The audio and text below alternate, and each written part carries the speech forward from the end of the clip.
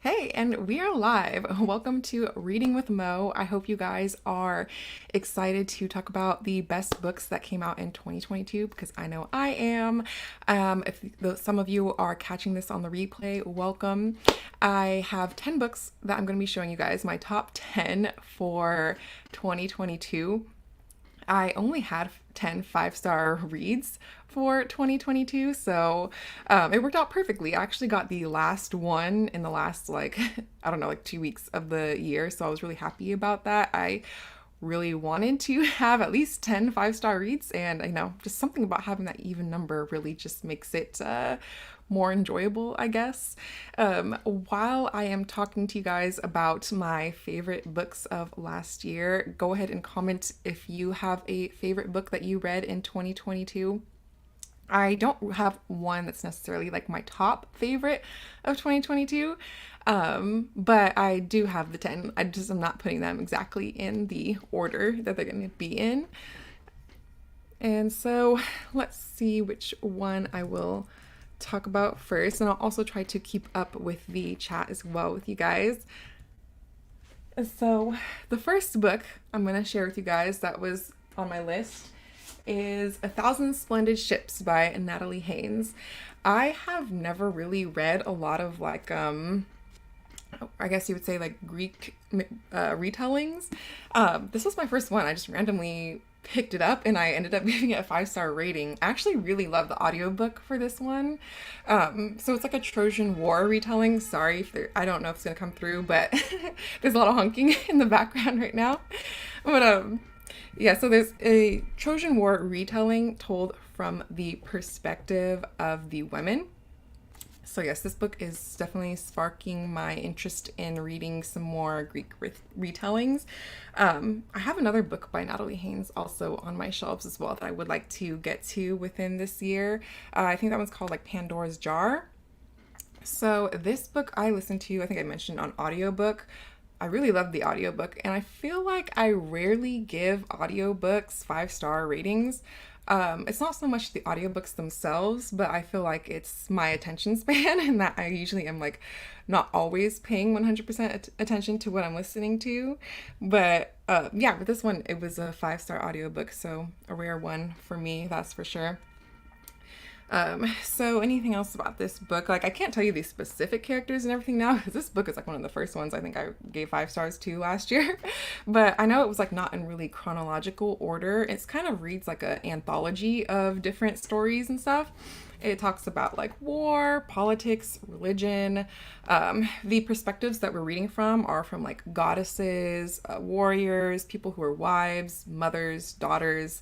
And so I really like that. It's my first experience into this type of book. It really makes me happy that I am really into this genre because now I can pick up a whole bunch of other stuff and see if maybe this was just a one-off or if I'm actually really into this type of thing. And so yeah, let me definitely know if you guys have any books that you want to talk about that were your favorites of 2022. It doesn't always have to be just me, but I do, like I said, I have 10. Now we're going to go on to the second one.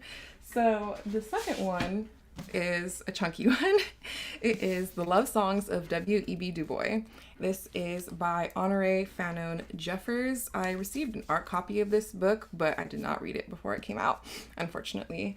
I tried about 2 times, I think 2 or 3 times to get into this book because it's just so intimidating because it's so long, but it was definitely so worth the read. I think I had a little bit of help from my audiobook from the library as well, which I usually do. This is the author's debut novel, and I was so impressed. This is a debut novel, but it does not read like a debut. It reads like someone who has been putting books out consistently for a minute now. And I think that if a lot of people probably haven't read this because of being intimidated by the size of it, and honestly, I don't blame you. It's pretty long. It's about 750 pages, so it is a commitment of a book to get to. But we're following the story of one American family, and it kind of reads almost like an epic because we're following multiple generations of this family. And I also am a sucker for multi-generational family stories that are told well. and this one definitely hit the spot for me. So yes, the family we're following from like the slave trade through the Civil War, all the way up to modern day. It's not the easiest read to get through, but oh, I see here you said, Nazy, that you read it, but it's you haven't read it yet, but it's a chunky one. Yeah, it is definitely a chunky one, but I think that, you know, people should read it. I really enjoyed it, but I think I did tear up actually at one point now. I can't even remember specifically the point it was that I teared up in this book, but I know there was a point that I did. The characters for me, they just felt so real, and they felt like real people. It felt like we were reading about an actual family that existed in history and today. The main character, her name was Ailey, and we're following like her ancestors. Her ancestors are indigenous, black and white, and it takes place like in the deep south. So I'll be looking out for any other books that this author comes out with. I believe she has a poetry collection. I'm not really into poetry like that, but I mean, I could be open to trying it just based off of how much that I did enjoy this one. So let's go to the next book that I wanted to share with you guys. And that one is The Marriage Portrait by Maggie O'Farrell. I love this book so much. I think this is probably the book that I recommended to people the most out of everything that I've read last year. And this one was also a kind of surprise for me. I had put it on my anticipated releases for last year. I just didn't expect it to be in like my top because it's I like reading historical fiction, but it's not something that I generally find myself leaning towards. But in this book, we're following in the beginning our main character. Her name's Lucrezia de Medici, and the opening scene where she's at dinner with her husband and she feels like he is plotting to murder her, I guess. It was just like had so much tension. It was such a good scene to start the book off with that immediately had me hooked from the beginning. Like I had to see where this is going. And we end up going backwards and forwards in time, following her. Basically, it takes place in the 1550s, and she marries this guy, I forget his name. He's like the Duke of Ferrara, basically taking the place of her sister, who was supposed to marry him, but her sister ends up dying, so she has to take the place and marry this guy. So yeah, she feels like he's trying to kill her, and we're just like, why? How did this happen? And so as we're going back and forth in the different timelines, we get to see how we got there. I think that it was just interesting watching her overcome the challenges like throughout her life, not just even in this with this marriage with this guy, but with everything else that I'm not gonna give like too many spoilers or anything. But all in all, yes, I really enjoyed this one. I actually ended up reading another book shortly after by Maggie O'Farrell. It's called Hamnet, and I know that one is like super well loved by people. That one is a Shakespeare inspired story. I liked it. I gave it 4 stars. I like The Marriage Portrait better, which I feel like I may be in the minority on, just because I feel like everywhere I see people love Hamnet, but I just really loved this one so much, and I can't wait to reread it. Obviously, all these books I want to reread eventually at some point because I did give them 5-star ratings, but The Marriage Portrait is definitely one that I have on higher priority. Okay. So I see, Valeria, you have it on your TBR, so I guess I would definitely recommend you to read it, and if you do, let me know what you think about it. And then Hector has read the book I read this year would be The Glass Castle by Jeanette Walls. I have heard of that one, and isn't there like a movie or something too, like adaptation or something? I could be wrong about that, but I have heard of this book, but now I can't really remember what it's about. So I'm gonna go on to the next book that I want to share with you guys, and that was Shadow of the Wind by Carlos Ruiz Zafón. This book was so good. Probably the best of last year as far as writing. Like, it was exactly the right type of writing style that I love. I didn't realize when I picked this book up that it was part of a series. So I didn't actually continue on with the series because I feel like where we're at wrapping up the first book, it was pretty, like, wraps up the story pretty well. It's not like you need to jump immediately into the next one. And I just was already reading like 3 series or something at the time. I didn't want to pick up another series, but I will be continuing this series for sure because I really enjoyed it. I'm actually going to reread this book again before I go on with the rest of the series. So this book is actually the first one in 4, and it takes place in Barcelona in 1945. And we're following Daniel. He is the son of this bookseller who sells antique books. So if you're into books, like, this is definitely a book for people who love books. I just feel like there's a lot of bookish settings, like in the bookstore, in the library. He finds this book and he ends up getting caught up in the mystery of it. So the book, I think, was called Shadow of the Wind now, and the author was Julian Carricks, and he goes to try to find other books by this author, but he can't find them, and it seems like every book is being destroyed. Someone's purposely destroying every copy of the book, everything this author has written. And so I really enjoyed it.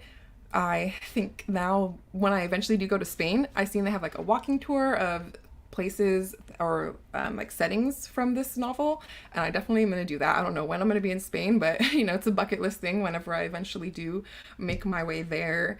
There's just so many different memorable characters in this book. I just think that there's a lot of characters I still even think about now that seem like just real people that could exist in the world. And also with this story, it's kind of like 2 love stories in one. But I feel like, I don't know, that's kind of hard to explain. Like, I don't want to get too deep into the plot of all of this, but just so you know, like, that is something that is one of like the main storylines in the book as well. And then, hey Gabriella, I see you said you have a Shadow of the Wind on hold on Libby. I love the Libby app for one, and I'm glad you have it on hold, and so I hope that you enjoy it too. I did listen to it partly on audiobook as well. I do that with a lot of my books. I kind of go back and forth with like the physical copy and the audiobook, so it's just something I like to do. Let's see. Any book that deals with book libraries are always fun to read. That is like one of my favorite subgenres of books in life are books about books. Like, if you can do something in that subgenre well, I will love it forever.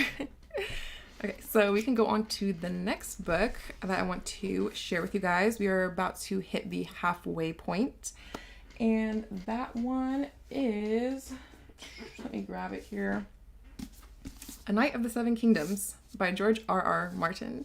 I loved this book. I love George R.R. Martin's writing in general, but I hadn't read anything outside of the Song of Fire and Ice series, so I didn't really know if I actually liked George's writing and like his other books and stuff.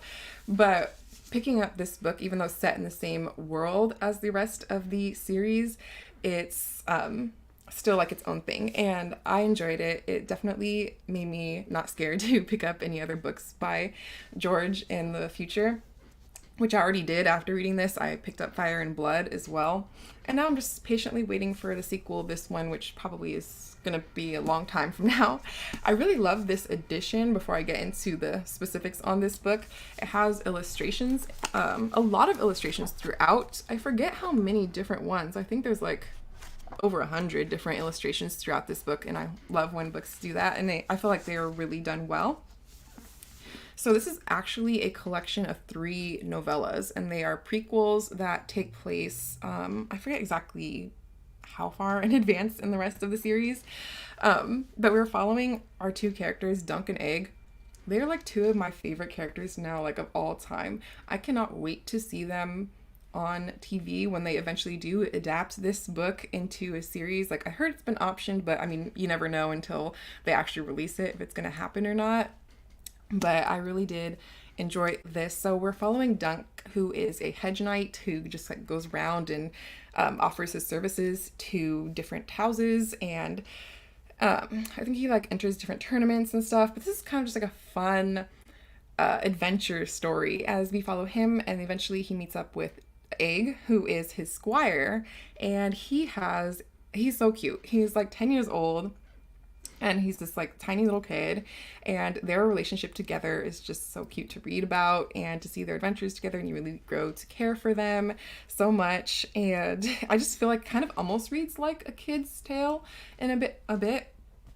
And with Egg, we don't know in the beginning, like I'm not gonna give any spoilers, who his actual identity is, but that does play a part as well into the story.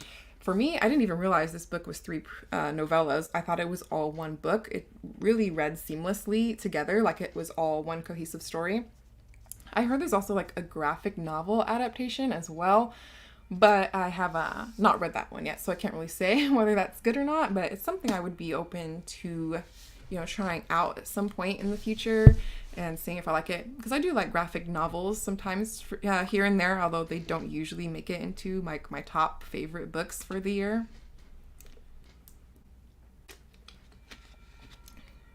Oh yeah, I want to also bring up a comment that Valeria brought up, that she wants to read it in Spanish, talking about Shadow of the Wind. And yes, I forgot to mention that book is a book in translation. The one I have, Lucia Graves is the translator on that one. I mean, I wish I could have read it in Spanish originally, but I'm not fluent in Spanish. But if you can, that'd be really cool. I'm sure it's probably even better in Spanish, honestly. And then Gabriella asks if I would recommend reading A Song of Fire and Ice if you've already watched the series. I don't know if I have a solid answer for that because I read the books so long ago. I do plan on rereading them. And I have watched the series now twice, I believe. So I think like it's kind of just up to you. I would say maybe start off with a sample of the first book just to see if you like George's writing. I'm hoping that the series will as the book series will end better than the series did as a show. So I'm holding out for that, but also not holding my breath because the series isn't complete. So maybe if you are thinking about reading the Song of Fire and Ice series, I would recommend maybe waiting until you see if the next two books are going to be published or not, if the story is even going to be complete. For me, I want to reread the books, but I'm waiting until there's a solid release date for the next one in the series. And also, I kind of didn't want to reread the books and watch the series again at the same time because things are different, and I didn't want to like get confused of what was going on with the show and what was happening in the books. So it's been so long now since I read the books that I don't remember everything exactly from the books. And then Blue Magic asks if I have any reading routines. I don't exactly have anything that I stick to constantly. In the mornings, usually I'll listen to an audiobook as I'm like getting ready for work and as I'm driving to work. So that's usually around an hour-ish of an audiobook in the mornings. So that's also why I'm able to get to so many books throughout the year. But sometimes I'm like not in the mood to listen to an audiobook in the morning. So I will typically watch booktube videos, and that's when I catch up on my booktube videos that I have saved from other people's channels. And then usually at work, every once in a while I'll read a little bit on my lunch, but typically in my 30-minute break, it's not something I prioritize. Then once again, like when I'm coming home from work, I'll listen to an audiobook.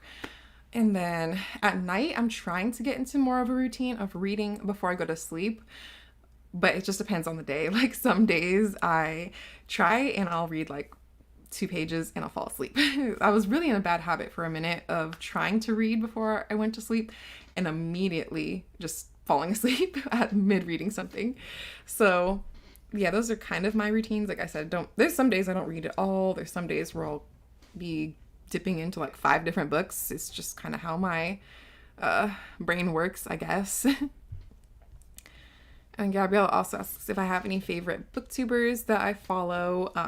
Yeah, I have a ton of booktubers that I follow all the time. I was just watching some booktube videos right now before I was even getting ready to go on this live. What videos was I even watching? Oh yeah, I like Books with Emily Fox. I was watching her latest reading vlog, and I was also watching Jen Campbell's latest book haul video. So yes, those are 2 that I do consistently watch a lot. I watch all of Books and Lala's videos. There's so many. I have like so many that I could list now, but those are the ones I watched today that come to mind right now. But I also like Bookish Babe. She just posted a vlog that I'm going to be watching later, but she doesn't really post that much, but I wish she would more because I really do love her videos as well. Oh yeah, you said why Books with Bonnie says, "OMG, why am I not listening to books in the car? I'm missing out." Yeah, once I started doing that, I just started to be able. I don't even listen to music in the car unless it's been a long day at work and I can't even focus on anything, and then I will listen to music just because I know like I'm not going to get anything out of an audiobook I'm going to listen to. Even then, I'll usually turn on like booktube videos. I'll listen to booktube videos when I'm driving sometimes. But that's only if I'm by myself. If I'm with other people in the car, we listen to music because I just know that they're not going to want to listen to audiobooks. And then, okay, last question before I move on to like my next book I wanted to share with you guys is, do you have a comfort book you always go back to? This is asked by Nafisa Khan. I feel like Sheets and Delicates, the graphic novels, are comfort reads for me when things feel like a lot. I definitely do have a comfort book for me, and it's my favorite book of all time. That is Anne of Green Gables by Lucy Maud Montgomery. That book has been my favorite since I was a child, basically. I still have my original copy of it. It's like so beat up because I have read it so many times. It's the book that I had the most copies of on my shelves, and it's the book I've reread the most in my life. I couldn't even tell you how many times, at least like 15 times. And there's are times where I'll just open it and randomly start reading at whatever point, because I'm so familiar with the story, I can just pick it up at any point and be entertained by it. Okay, so before I answer any more questions, I guess I will move on to the next book to share with you guys. So the next one is Notes on an Execution by Danya Kukovka. This book, like I said, 5-star rating as I gave everything 5 stars. This one was so interesting though, because we're following this serial killer and he is on death row. We're following him like 12 hours or so before his execution is scheduled, and we don't just get his perspective, we are getting the perspectives of different lives of women who were in his life. So we get the perspective of his mom and one of the homicide detectives, as well as the sister of his wife. And we have this countdown slowly as the novel goes on, getting closer to his execution. So even with it, like when we get the perspective of his mom, it's like she had these like, it's not like when he was older, it was when he was younger. The mom was like 17. So when the mom is 17, her name was Lavender. She was just where she's giving birth, I think. I'm like making no sense right now. She was giving birth and this very like dangerous, desperate, unsafe conditions. And we're also following like the twin sister of his wife, it was actually. And then yes, the homicide detective. So I feel like we get in his perspective where it humanizes him, but it doesn't redeem him. Like, he's done terrible things. Like, he's where he needs to be because of the choices he's made in his life, but we also see the circumstances that led to him, if that makes sense. But yeah, I enjoyed this one. What I forgot to mention is I actually had written down here the ratings on Goodreads of like what I wanted to see what the average rating was. And all of the books that I'm mentioning now, or have mentioned or will mention, are all books that have an average rating on Goodreads, at least like a 4.0 or above, except for one, which is at like 3.99. So I feel like a lot of the books that I'm mentioning are books that I'm not in the minority with, I guess. Like, they are generally more liked, even though I'm sure there's people who hated all these books that I'm talking about. But in general, the average rating is that people enjoy these books too. The next question we have here is book talk or booktube? I am definitely booktube. I don't watch book talk. I have tried a little bit. I barely just got a TikTok account like a few months ago. I've posted some videos on there, not book related, and I don't know. I like watching TikTok. When I first got it, I wasted so many hours just watching random stuff on there.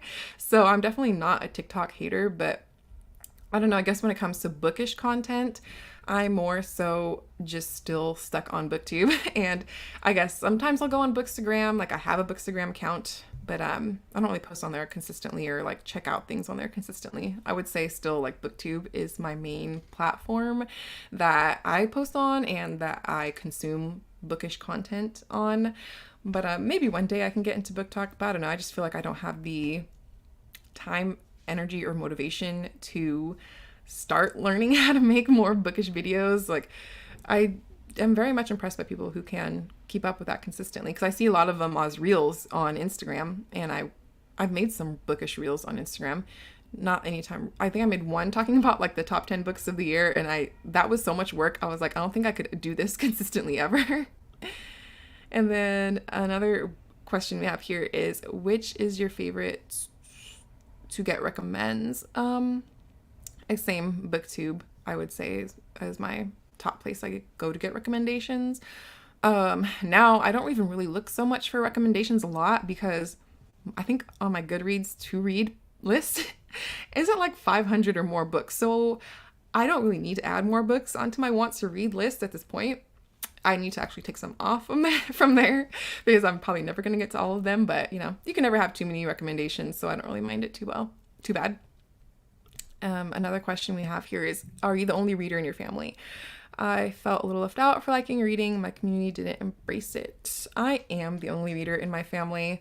In my immediate family, it's me, my sister, and my parents. My mom read a little bit when I was younger, like some Nicholas Sparks books and stuff. That's how I got exposed to reading Nicholas Sparks at like a age when I really shouldn't have been, like elementary school I'm talking about. If you know the scenes that are in those books, I should not have been reading those at that age. But yeah, my mom kind of read a little bit, but as she had kids and a full-time job, she really just didn't have time for it and never prioritized it. My dad, he's not really a reader at all. My sister, she reads off and on a little bit. She hasn't for the past few years, but when we were younger, I could sometimes convince her to read a book that I would recommend to her. Like, they would typically be like mystery thriller books, stuff like that. And she would enjoy them, but she would hate how like they would take over her life. Like, she would have to keep reading to know what the ending is. And I think also we both read together like a lot of the series that were popular back around that time when I was a teenager, like the Hunger Games series, Divergent, that type of stuff. But other than that, like, she didn't really read too much. So yeah, now I'm the only real reader in my family, and nobody understands why I like to read this much or have this many books, but it's okay because I don't know if they judge me or not, but it doesn't really matter. But it would be cool if, I have like other family, extended family that likes to read and are part of the reason why I read now. So that's okay. So let's go on to the next book here. The next one I wanted to show you guys, that was my top from last year, was Memphis by Tara M. Stringfellow. I love the cover on this so much. I think it's so beautiful, the illustration. I just had to buy it, and I'm glad that I gave it a 5-star rating. So in this book, it's also the author's debut novel. There are a few books I have included on this list that are author's debuts, which I think is pretty cool to, right out of the jump, your first book be one that I really love. And so in this book, it's also a multi-generational family story, which, as you guys are going to learn, is one of my favorite types of stories to read. And in this one, takes place in the South. We are following this Black family over the course of about 70 years. We are following a few different perspectives. It starts off in 1995, and we're following our main character, Joan. She's 10 years old, and her mom, and her sister are fleeing to Memphis to escape their father's violence at home. So we're also getting perspectives of other people in her family. They're fleeing to this house that her grandpa built, and it's this beautiful house in Douglas, where 50 years ago he was actually lynched for being the first Black detective in Memphis. The story timeline kind of does go back and forth. It's not like chronological, and we are getting multiple POVs throughout the book. I loved it. I will definitely be reading whatever Tara M. Stringfellow releases next. I think I actually did listen to this one on audiobook too as well. I can't remember for sure or not though. But yes, multi-generational family sagas are where it's at for me, honestly. Okay, so let's go to the next one. And that is one of the more recent reads. I actually read this one, I think, in like October or November. And that is Open Water by Caleb Azuma Nelson. This one is very short. It's a short little novella. It's like not even 150 pages. It's barely 150 pages. And we're following two people. They are two young Black British people in South London. They meet at this pub. He is a photographer and she's a dancer. And we are following over the course of this summer. They basically end up falling in and out of love. While I don't really read a lot of romance-centered books, I really enjoyed this one. The writing, though, is really what made me love it so much. I feel like it took me a while to read this book, even though it's so short, because the writing is just so beautiful and lyrical. I know not a lot of people are going to be into this type of writing, but if you are, you're going to love it. And this is also a debut. And so, once again, another author who is just right off the jump releasing something that I love. And so I can't complain. I'll read anything else that this author comes out with next. So in this book, it's also, I feel like it's more than just a love story. There's other themes and topics that it touches on as well, like racism, police brutality, toxic masculinity, all of those types of things. So a lot is fit into this short little book. And like I said, the writing style, I really just loved. I just felt like it was delicious, if you could, for lack of a better word there. And the Blue Magic says that read Anna Karenina if you love family drama. I have read Anna Karenina and I am going to reread it again one day. I just have so many other like chunky classics that are on my TBR that I need to get to first. But Anna Karenina is definitely on my reread list one day when I find the time to reread books, which didn't happen at all last year, but maybe it'll happen this year. If not, there's always next year.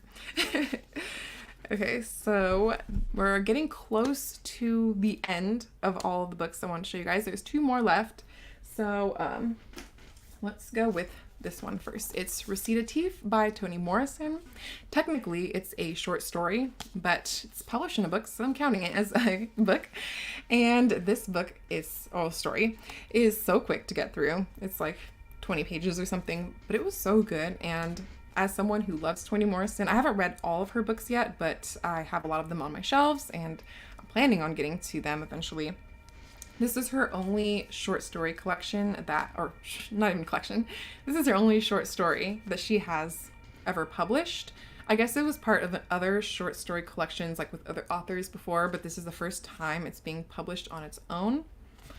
So yes, I'm gonna just drink some water real quick. So with this story, we're following two girls. One, her name is Twyla, and the other is Roberta. They're roommates together for about 4 months. One, they are around 8 years old at St. Bonaventure, which is a shelter home. And then they're separated and they don't end up seeing each other again until I think they're like late teens, early young adult years. And they end up meeting up again multiple different times throughout the rest of the story. But what makes this short story so interesting is that you don't know the race of either of them. You may try to guess or try to figure it out, but even by the end, you're not going to be for sure. So I think is a very interesting thought experiment. I never read anything like it before. Definitely for myself, I would have leanings toward thinking a character was one way, but then after reading like another scene, then I would change my mind. So yes, even if you aren't into short stories, I think this one is definitely worth the read. Maybe see if your library can let you read a copy of this for free, only because this hardcover, if you buy it at full price, $16. I bought it at the half price sale at Barnes & Noble, but $16 to me is kind of a lot for just one story. There's an introduction by Zadie Smith that I think is even like longer than the short story itself. So see if you can get a free copy of this online. They might have it somewhere online for you. So check it out. I really enjoyed it.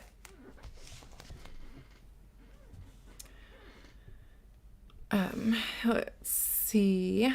Gabriella responded to Blue Magic saying, I probably reread it one day, but Anna, the character, got on my nerves. It's been so long since I read it, I can't even really remember Anna as a character in Anna Karenina. And yes, Toni Morrison is one of my favorites as well, even though I feel like it can be challenging to get into Toni Morrison's writing sometimes, but I think it's definitely worth it and, worth the brain exercise sometimes in reading her stuff. Let's see. I'm just going to read your guys' comments before we go on to the last book that I was going to share with you guys. Blue Magic says I should go on more lives. Okay, I definitely do want to. I'll try to. This is my first time on live. I was looking since July of 2020. It's been 2.5 years.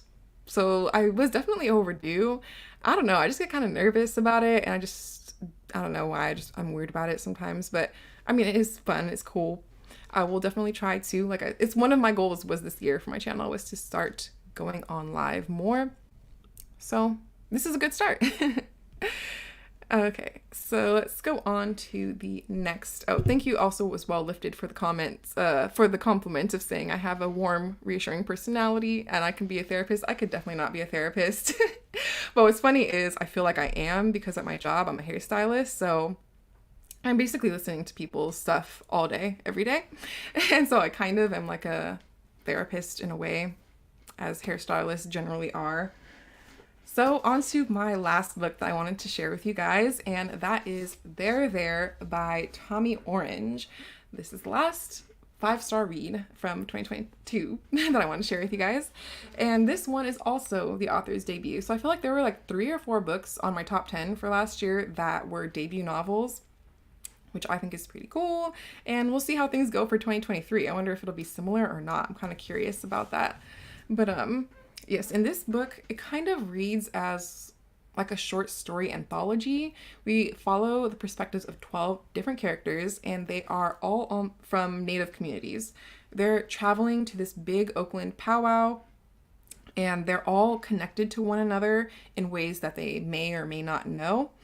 One thing I enjoyed about this book, I was listening to it on audiobook, as I usually do, and I was in Oakland driving around while I was listening to this.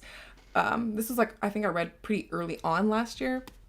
So as I'm reading about like these characters going around Oakland, all this stuff, and I'm doing the same thing at the same time, I feel like that's kind of cool. I love when like coincidences like that happen. And I feel like they also contribute to me having a more enjoyable reading experience, because it doesn't happen often when you're reading books at all. And so we're following the characters. They're all going to this powwow for different reasons.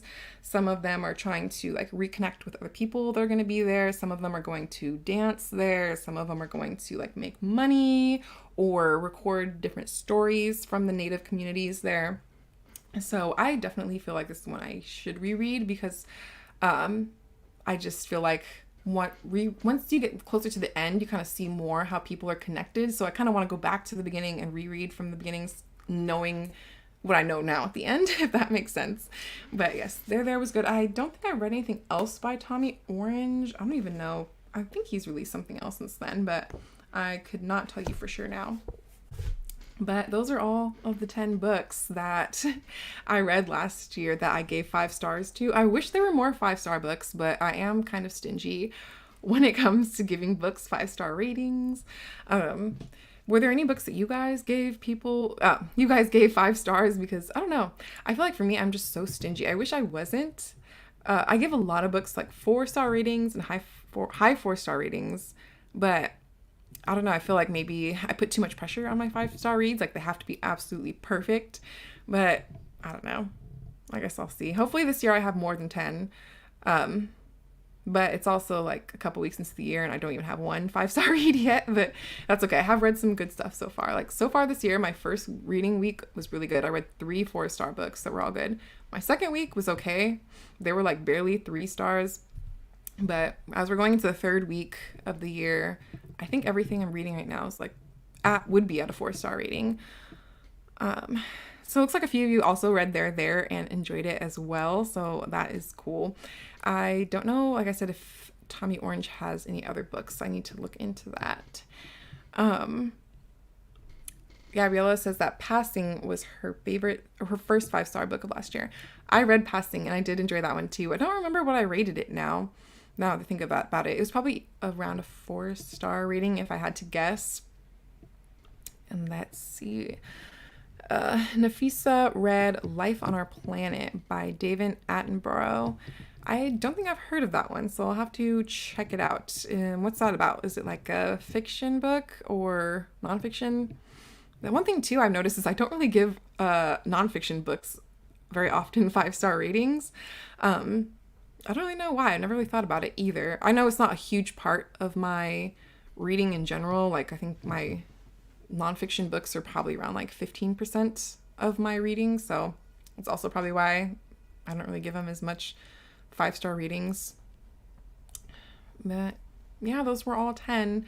I will show you guys them in a stack in case you have you missed out on some of them. Like I said, this will be available on replay, so if you're curious to know my thoughts about all of these, you can go back and watch them later. Let's see if I can stack them all and not like drop all of these books. Good thing there's only 10, because there's no way I could pick up all of these if there were many more than that. But yes, these were all 10 of the 5-star reads that I had in 2022. Hopefully 2023's stack will be bigger, not smaller. Hopefully. I think at least one a month would be nice, like to at least have one 5-star book in the month. Let's see. Helena says, one of the books on your pink shelf video made my favorite last year, The Incredible Shrinking Woman. Nice. I am glad that I was able to help you find a 5-star read. That actually is super exciting. I don't remember what I gave that one myself.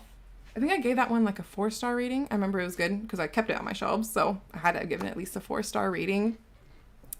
But yes, the cover on that book is so beautiful. If I wasn't lazy, I would show you guys it right now. Blue Magic asks, do you prefer physical books to ebooks? Lately, I've been reading a lot of ebooks, actually. I like physical books, but like when I'm on the go, I don't typically have a book with me, so I try to always have like an ebook and audiobook going so I can have something whenever I find I have like a spare few minutes to read. But definitely, I think I prefer physical books, but I don't know. I like them both, honestly. They both bring me a lot of happiness. And then it says I bought it for the cover. Okay, I'll grab it and I'll show you guys the cover just because I think it's so pretty. So I should show it with you guys. Let's see.